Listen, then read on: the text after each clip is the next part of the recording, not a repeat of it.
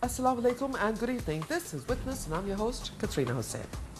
Political temperatures again continue to rise in the country and have been holding pretty steady at the level that the PML-N has placed it. The country's largest opposition party, the Pakistan Muslim League N, has launched a series of campaigns that are designed to, if not oust the government, definitely try and embarrass them. But the PML-N is now articulating its goal fairly clearly. They are now seeking a change, though they say and maintain that they want this change to be democratic. So we're going to talk about what exactly the PML hopes to achieve, what the Pakistan People's Party feels it needs to deliver, what exactly is going to happen on the Ides of March next year. That is, of course, a reference to the upcoming Senate election. And why is the PML-N locking horns with the Muttahida Qawmi movement again? And exactly why does Nawaz Sharif feel he has to woo over Sindh? A lot of questions. We hope we'll get some answers. Allow me to introduce my guest here in the studio. My first guest, Farah Naz Ispahani, a member of the National Assembly from the Pakistan People's Party. My second guest today, Mr. Iqbal Zafar Jhagra, a former senator and a senior leader of the Pakistan Muslim League N. And I will be joined shortly on the telephone by Mr. Wasim Akhtar, who is an MNA from the Muttahida Qawmi movement. But thank you so much for joining us here today. And Ms. Ispahani, the ball really is in your court, isn't it? Because the PML-N has been consistently making demands of your party for the past 3.5 years. And every time your party enters into parleys with them, the last one being as recently as this year in January, and then things just fall apart. So in a way, hasn't your party just invited this kind of protest? I don't think so, Katrina. I think very honestly, this is pre-election politics. And in a democracy, and in a new democracy, I would say, the first time any elected government has lasted as long, except for Shahid Zulfikar Ali Bhutto's time, is ours now. So a lot of teething. I love the way you all just dismiss the poor PMLQ government. That was also elected by the people, like it or not. I think there was a lot of rigging that went along with that, and I and my party do not consider those free and fair elections. I know. And I know, and I know that my colleague from the Muslim League Noon will agree with me on this, that certainly not. So I see this as pre-election politics. I think that Mian Nawaz Sharif and the Pakistan Muslim League Nawaz, second largest democratic party in Pakistan, are doing what they need to do. Doing what they need to do. Mr. Jhagra, the question obviously is, what do you hope to achieve? Well, thank you, Katrina. As you said, the temperature is rising every day. And the reason for that is that, as you said, they have really asked for it. The ruling party has asked for it. We have been repeatedly, now Ms. Farah said that this is for the first time that a democratic government has lasted for such a long period. Now, where does the credit go to? Who does the credit go to? It goes to the opposition. It goes to Mian Nawaz Sharif, who has always held, after 6 months of their government, the people were absolutely disappointed, and they said, Mian Nawaz Sharif and PMLN are not playing the role they should be. They are not playing the opposition's role. They are a friendly opposition. Different kind of things came against us. But we never got emotional. We never said that the people, what they are demanding should be implemented. We always said, Nawaz Sharif always held that, in my opinion, I would try my level best that this party completes its 5 years tenure, because this is the mandate which the people of Pakistan So what's made you them. change your mind? The change came, Katrina, when repeatedly they could not come up to the expectations of the people. They could not come up to the expectations of the opposition or the agreements which were executed between the opposition and the ruling party to implement those. So there was a disappointment in the masses as well as in the opposition party that they are not delivering. And repeatedly we have been warning them, we have been giving them different opportunities. We gave them the 10 points to come up with it, but they could not actually respond positively. Okay. And then lastly, we departed with them when they did not respond to the 10 points. We said, okay, now we can't go along, and we parted ways in Punjab. Now the final blow came when they could not answer the people or do away with the load shedding, and absolutely the people could not wait any longer, and they were coming out to the streets. Right. Now it was not possible for us to remain behind the people, because after all they have elected us, and they expect that the opposition has to play a leading role and to lead them. So we then made it a point, and we said, now on, if there is any issue of the people or the masses, we will be standing with the people of Pakistan, the masses of Pakistan. Now, let's talk because about it is their right. As she said, now we are doing what we are supposed to do. They are doing what they're supposed to do. And because of that, you said, what do you achieve? We are now saying we will try to bring about a change. Right. So she's right. Mrs. Ispahani is right when she says this is just pre-poll politics then. You're just preparing for the next election now. No, I said we are trying to achieve, and what are we going to achieve? To bring about a change. Bring about a change. Yeah. Okay. Joining me now on the telephone is Mr. Wasim Akhtar, an MNA from the MQM. Mr. Akhtar, welcome to the program. Thank you so much for joining us. Mr. Akhtar, of course, there has been a spate of hot words exchanged again between the PMLN leadership and the MQM leadership.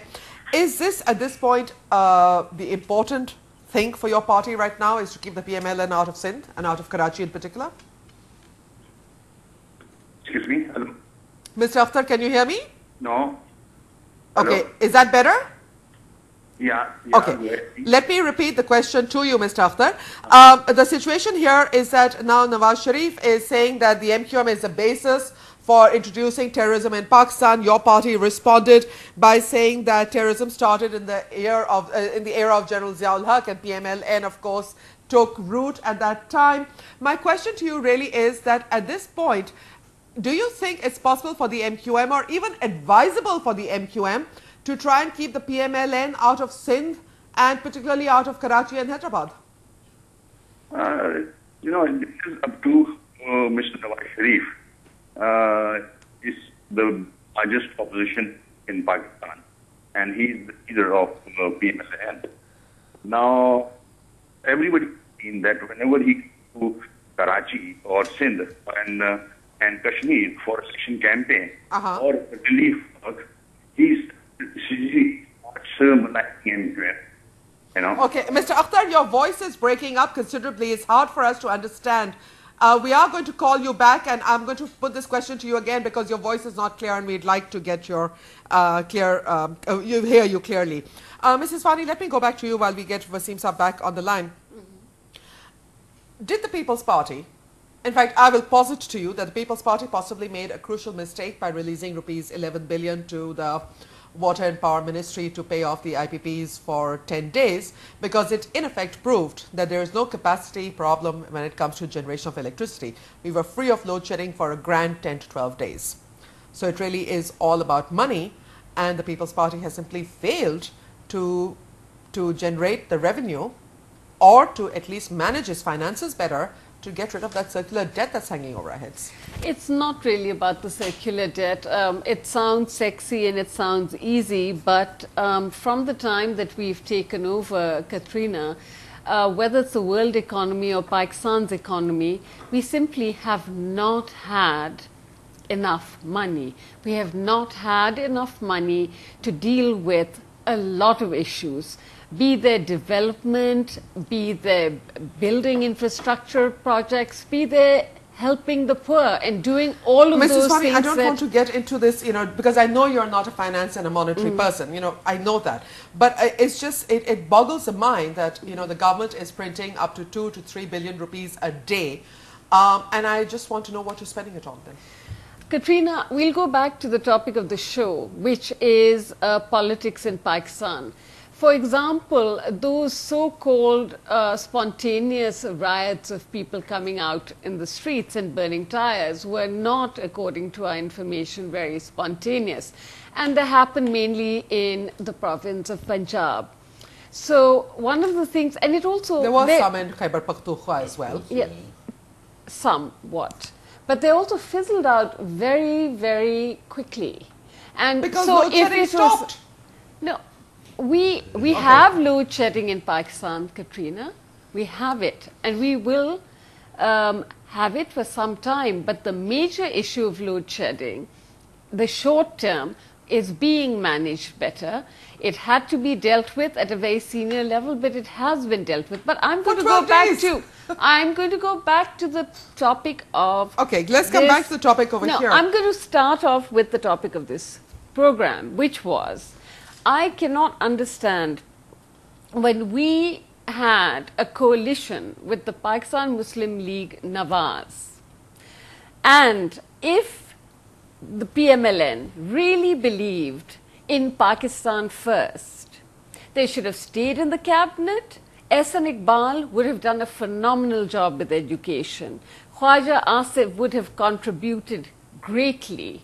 Jhagra Saab would have brought all his intellect to bear. We would have had a fantastic team. So why did they leave? They left. It's politics. They left for politics. Okay. Okay, but how have we succeeded? And I'll tell you, under incredibly difficult situations and circumstances, you know what? We still have our coalition intact. And what does that mean? The coalition of the PPP, the PMLN, PMLQ, the ANP, what does that mean? We represent the majority of the people of Pakistan. So, you know what, Quatrina? We must be doing something right to be on one page. It's very easy to dismiss. It's very hard to be in the hot seat. You know, the bottom line is, yes, have we made mistakes? Yes, we have. Could we have governed better? Perhaps. But is there any proof in front of you that our brothers and sisters in the opposition would have done a better job? Nobody has had experience of this. Okay, fair enough. Ms. Farah Naz Ispahani makes 2 points. Their coalition partners, the PMLQ, the ANP and the MQM, are reluctant allies perhaps at some times, but they remain in the coalition, so that they chalk up as a success. We have to give them that. And it's all your fault, actually. You all left the coalition government in the first place. Yes, but why? The question you asked was why, and I will answer that question. The reason why we left that coalition government was that it was agreed in an agreement signed in Mari between Mr. Asif Ali Zardari and Mr. Nawaz Sharif, that immediately after the cabinet is formed, he will restore the judges. That's right. Right? Now this was in fact brought into writing and signed there, and it was announced in the press conference. In spite of the fact Mr. Nawaz Sharif said there is no need to announce it, we are going into an agreement, but Mr. Zardari said no, let the nation know that we have entered into this agreement, and he announced it in that press conference. Now if you remember, before going into the elections, Nawaz Sharif had called his party in Lahore, and we took an oath. We took an oath that immediately after restoration of democracy, if the judiciary is not restored, we will not stay as a coalition partner or be part of the government. Right. Now we could not go back on that oath which we had taken, and we said that it can be restored, but Mr. Zardari insisted it cannot be. It will be done through a package. It is a constitutional matter. Executive order cannot restore those judges. Then when the pressure came, I have always said, the problem with them is they have the solution, but they don't implement it unless they start thinking. When they start thinking, and there is pressure, because eventually, then within hours that solution comes out. Eventually, the judges were restored by an executive order. The Chief Justice of Pakistan, the Pakistan People's Party and President Asif Ali Zardari and Prime Minister Gilani felt, and they were correct, we had a sitting Chief Justice. He had to complete his term before the How come restoration you guys never said so? of the sitting Chief Justice today. And we did things the right way. You see, it's Why very not take sexy. the PML No, into it's confidence? very It was never done. sexy. This argument came up much later. This is all very sexy. Mrs. Ispahani, the bottom line let me is remind you of the something. judges were restored. Let's How? talk about facts. How? Are we going into how, or are we talking No, about we are what talking we've about- achieved?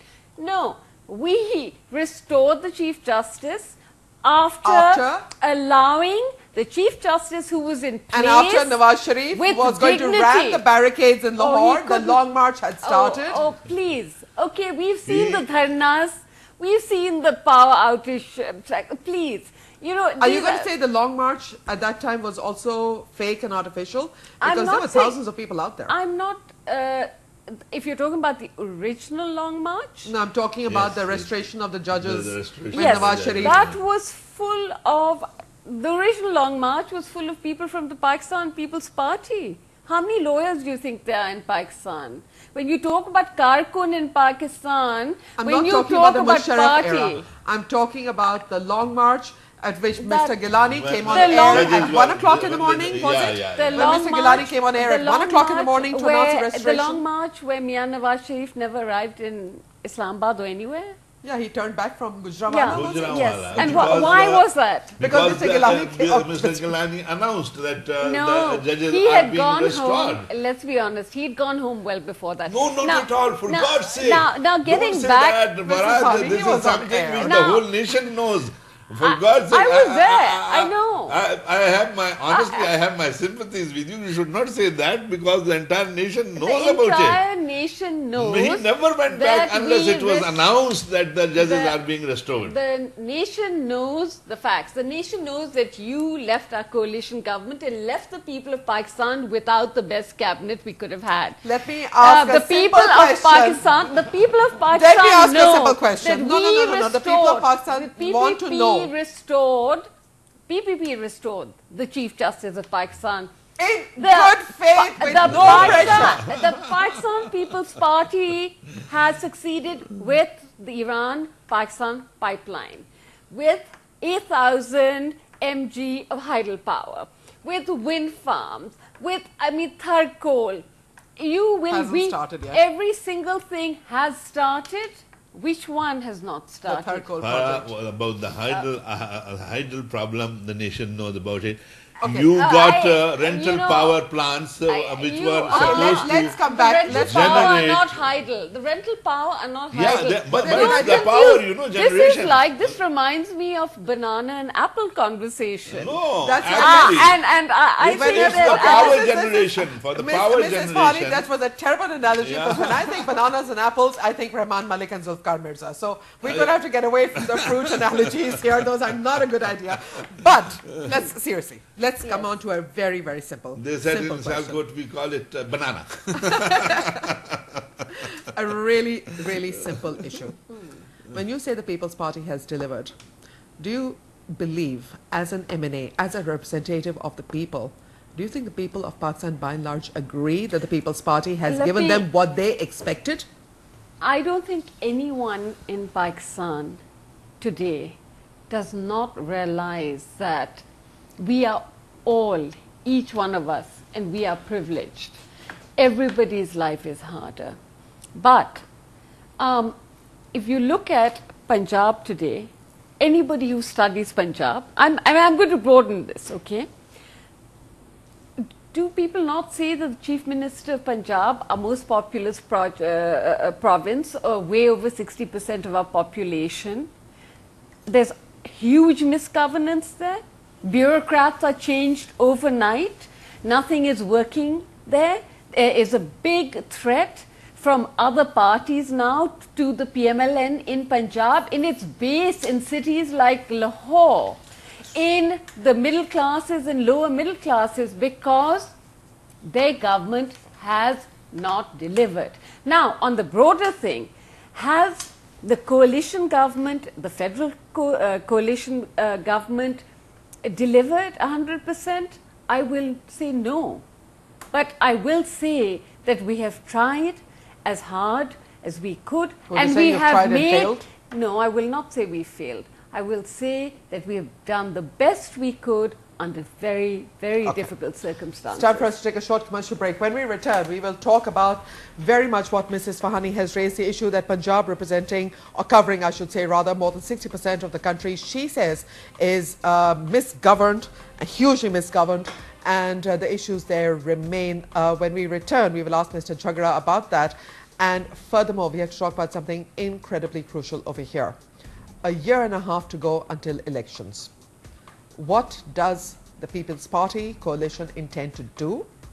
And what does the PMLN intend to do to make sure that that election goes off smoothly? This and more after a short break. Please stay with us.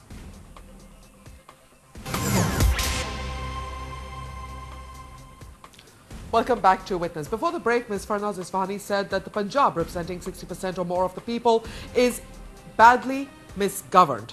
Mr. Jhagra, how fair is this allegation? Well, if I support Punjab, you would say you belong to that party and you're supporting them. So I would go to the recent surveys which have been carried out, the Gallup surveys. And believe me, Punjab Chief Minister is the only Chief Minister who has plus points. Rest of the three Chief Ministers are minus 30, minus 45, minus 53.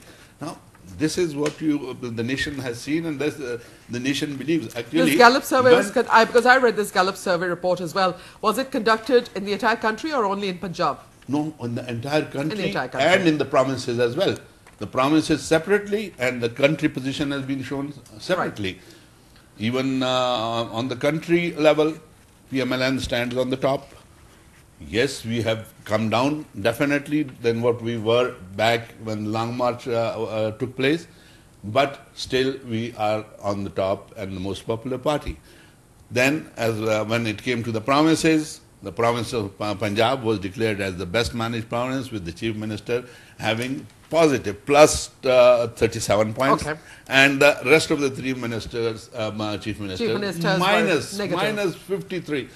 The Balochistan was on last on the list. Lowest, there were some other politicians who shall go unnamed who were KPK very and then Sindh, you know. So this is how it was. Now, Mrs. Ispahani, so this is now when she talks about the Punjab problem and the size of Punjab being the largest province, 60%. So naturally the problems are more than what the rest of the provinces have.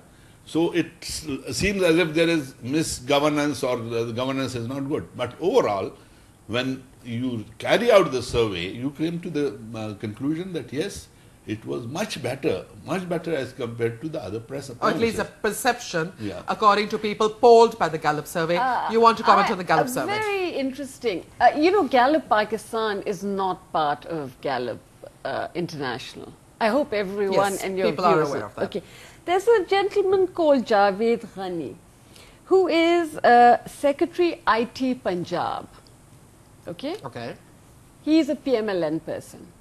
He apparently, according to my sources, he had this commissioned by Gilani of Gallup, this survey, and Gilani Saab of Gallup was compensated.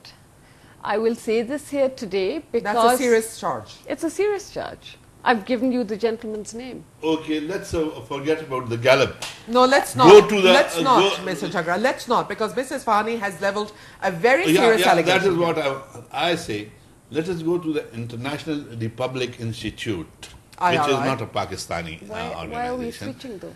We will come back to the and that has also been conducted very recently. Could you first please respond to this allegation? Yes. Mr. Javed Ghani, Secretary IT, Government of Punjab, commissioned this poll and paid for it? No, not at all. I can never believe that. We don't believe in these things, Quatrina. We are very clear. Do you have any proof want to bring transparency in this country. We want to bring merit in this country. Okay, you represent the government of Pakistan. Do you have? This is a charge. If there is any proof? Any proof? Yeah. I am an MNA of the Pakistan People's Party, and I will get you information on this. Documentation on this. I mean, it's not a he said, she said scenario, but you actually have paperwork to prove this charge. I know that he did it. It was done and commissioned. Okay, if that charge is true, Mr. Jhagra, and if we do get the Yes, paperwork, will you yes, return to the show and respond to that? Absolutely.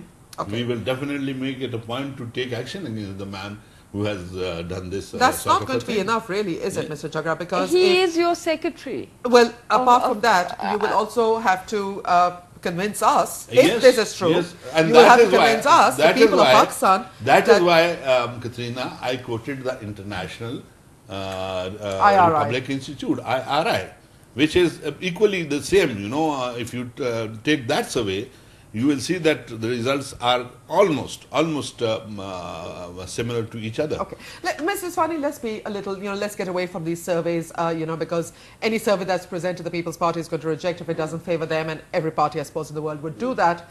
But polling people on the street, in a very simple way, we talk to people. On a daily basis, you, I, Mr. Jhagra, we all live our lives, we talk to people.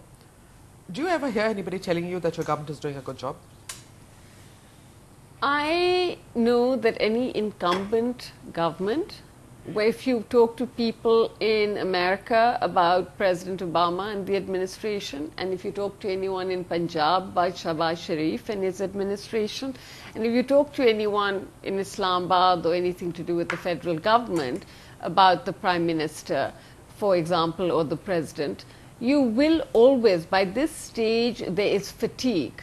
There is voter fatigue, and as I said also, just like the problems they're having in the United States, we're having the same issues. Your government has Economic provided issues. us constitutional amendments, the NFC award, etc., etc., etc., and also given, because I name these up front because we acknowledge the achievements of the People's Party government and don't mean to denigrate those. You've also given us spiraling inflation, unemployment, increasing law and order problems, and most seriously, the perception that it's only going to get worse.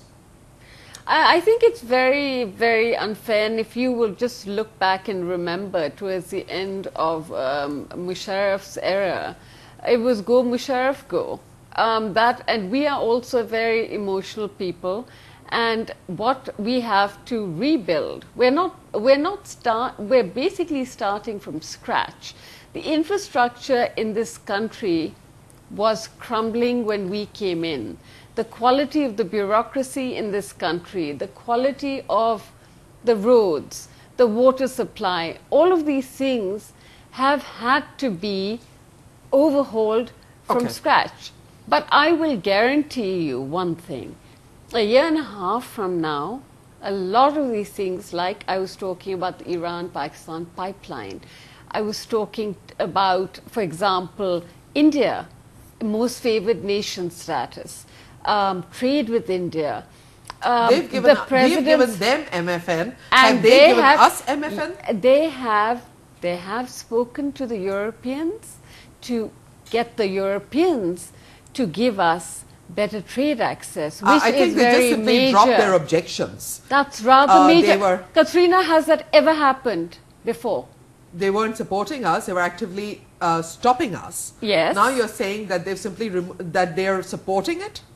Simply Supporting our removed, concessions? removing the objection they to removed their Pakistan by India in Europe. That is how you build an economy. Please, I agree with you. Quatrina, I agree with you there, but if every Pakistani textile person could start selling their goods in Europe at the same rate as Bangladesh has, we would be able to have the same growth rate. which would be lovely if we had the power to make those cotton made up items. They didn't have it either. They didn't have it. Have Mr. faith. Quatrina, Have faith. one thing that I noted was, my sister Farah said, that we got the country in a state that we had to overhaul the different institutions. Now, in this process of overhauling, there should have been improvement, but unfortunately, this overhauling has resulted in disaster to all those institutions. What happens to the railway? Why? If it was being overhauled, there should have been some improvement. Today, railway is at a standstill. What happened to PIA? What is happening to PIA? What is happening to the steel mill? What is happening to WAPDA? If you can tell me of any institution which has shown progress, then I would say yes, I admit, Wherever, yes, as far as the 18th Amendment is concerned, we accept whatever good they have done, we accept it. NFC award, we said yes, jointly, everybody made an effort. Does the bad outweigh the good in your opinion? Is the good things now not in balance anymore? The bad is worse? The bad is worse actually. The bad is worse, and that is why today the people of Pakistan are in no way accepting, even if we tell them that they would improve, they are not ready to accept Mr. that Jhagra, statement. let me give you a very, very unfair question, if I may say so. Senate polls are coming up in March. Yes. And the basic charge that I hear that is the PMLN is just creating this ruckus right now because they're trying to change the balance of power before the elections come up. That's one charge. Number two, you're simply trying to convince the people of Pakistan that you're not a friendly opposition anymore. And all of this stuff that your party is doing is purely cosmetic. Now, the first question is about the Senate polls, that we are creating this problem to throw this government before the Senate polls. Quatrina, it's totally baseless. Mia Nawaz Sharif does not believe in these things. He still wants that the Senate election should go on. He still would like the present ruling party to complete their tenure, but unfortunately the people of Pakistan are not with them. So we can't afford to part with the people of Pakistan. We have to now. Now we have to go with the people of Pakistan, and if they don't want them to continue, we can't give them any more time. And that is the reason why we have come out on the streets, and that is the reason why the change demand has come. It is not because of the Senate polls, I tell you. I can swear on that. I can give That's your commitment, that it has nothing to do with I Senate can give polls. any undertaking that it is if not the government for the does Senate not polls. change before March and the Senate polls go ahead, your protest will continue. Yes, it will continue. Yeah. We're going to take a short break over here. When we return, what options does the PMLN really have if they want to bring about a change in the government? We'll talk about that and more after a short break, so please stay with us. Welcome back to Witness. The biggest problem that the Pakistan Muslim League N faces in its goal of trying to remove the government or change the government is that it simply doesn't have the numbers in the National Assembly to make that happen. So the real issue here, of course, is that 2 points. One, the government was a minority government on January 1st when the MQM had walked out of the coalition and the PMLQ hadn't joined.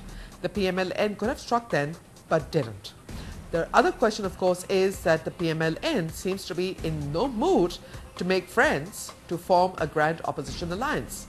Mr. Jhagra, please explain this strategy to me. I mean, we've been trying to get hold of the MQM. I apologize again because Mr. Wasim Akhtar's phone connection was really bad and we couldn't hear him. But really, going up against the MQM, who could potentially be a coalition partner, trying to get a grand opposition alliance together, your party is not even trying to make friends with other parties. Quatrina, if you remember, when MQM went out of the government, January 1st, and then they announced that we have decided finally to sit in the opposition, they were allowed to the opposition, and PMLN welcomed them. Right. We welcomed them, and everybody criticized us. Even your media strongly criticized us. That how are you welcoming MQM? Yesterday you were talking against them, and we said it is their democratic right. If they are coming into the opposition, we have to welcome them as an opposition party, and if they want to do something good for the nation, if they want to stand up with the opposition on national issues which are of importance, we will never say that we have anything in personally against them.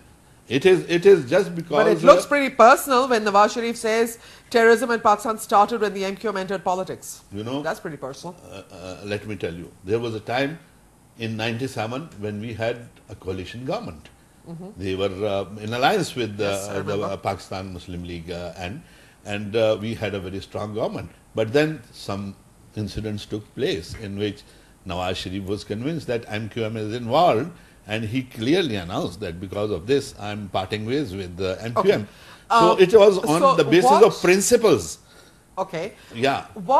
On what basis then are you holding this street protest? Do you think that you can topple this government by people's pressure? Yes. You know, this is exactly what we are trying to do. We are going to mobilize the people. When we have started with these public meetings, one in DG Khan and the other is coming up in Lahore and the recent tour which Mr. Nawaz Sharif took up in Sindh. Of course, he went for the Sindh flood effects, but the way the people... gently prodding a very sensitive nerve of the Pakistan People's Party. But the way the people responded, you could have seen his public meetings there.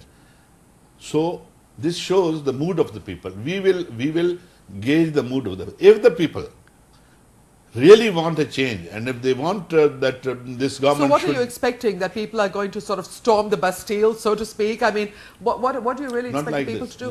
When I say we are going to see and mobilize the people, that means that we would carry out public meetings in all the provincial headquarters and main cities of Pakistan and see the mood of the people. Okay. If they want a change, then of course we'll give them a call and come out in a strong way to bring about a change, and the change would come.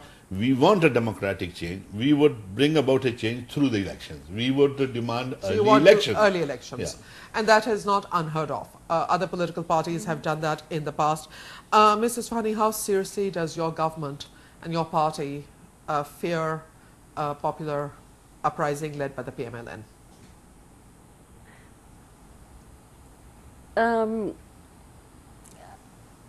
I really, I just don't feel that we don't feel it's very helpful at this point in time.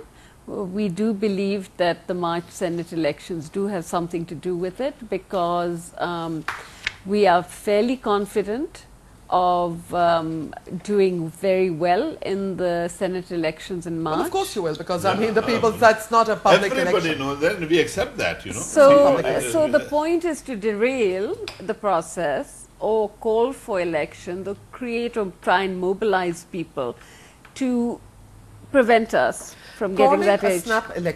Calling a snap election is well within the prerogative of the government. That is a part of a democratic process. Any particular reason why that is an option completely ruled out by your party? We don't feel that we need to do it. We have a lot more work to do, and we're going to do the work. Diamar Bashab Dam and many other projects like that.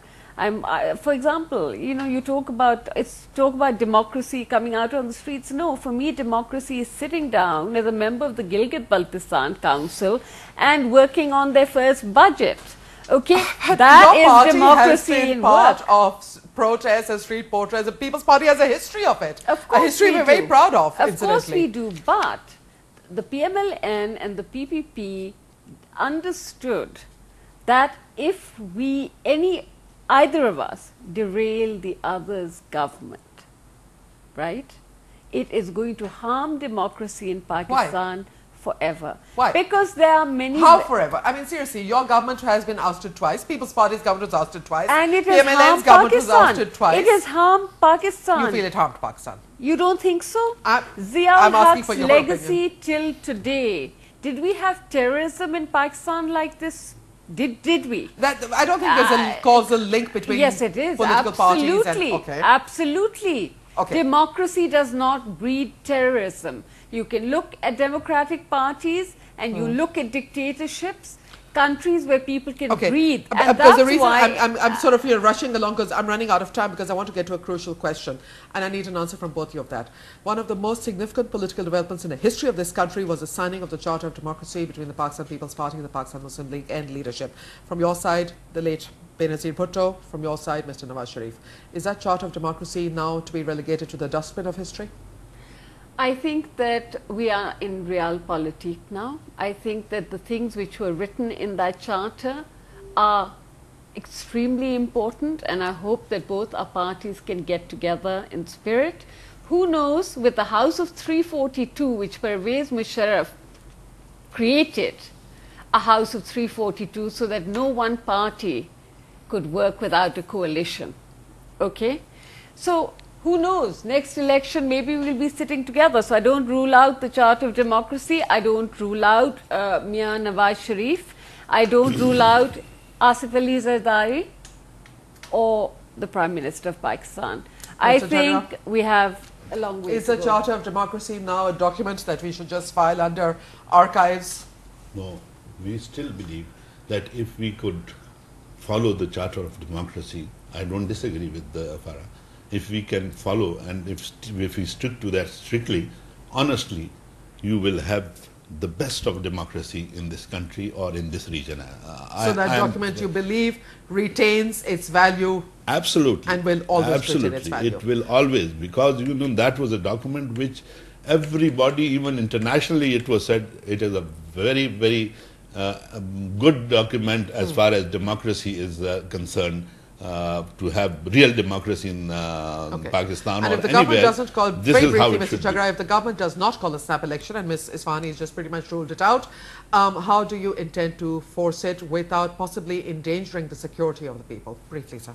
Well, Quatrina, if they can manage to carry on with this present setup, and if they can improve their working, and if the people of Pakistan are with them, and if they can continue, we will go into the election on the time when they are supposed to be held. Okay. Yeah. So we'll leave it there. I'd like to thank my guests, Farah Naz Ispahani and Mr. Iqbal Zafar Jhagra, for joining me on today's program. Ladies and gentlemen, the die is in effect cast. The PMLN has now pretty much decided that they're going to push ahead with this commitment from Mr. Jhagra that this is what they want, but they're not going to remove or destroy or in any way cut away from the Charter of Democracy. That was an important document. Let's not forget its importance. Mrs. Ispahani, of course, supported that. My apologies for not being able to contact Mr. Wasim Akhtar again. He was traveling and his mobile connection was really bad. We couldn't hear him properly, so you couldn't have heard him either. But for now, it's Quatrina saying Khudafiz from Islamabad with these brief words. Keep an eye on this program. We have some interesting developments coming up for you this week and next week. Khudafiz.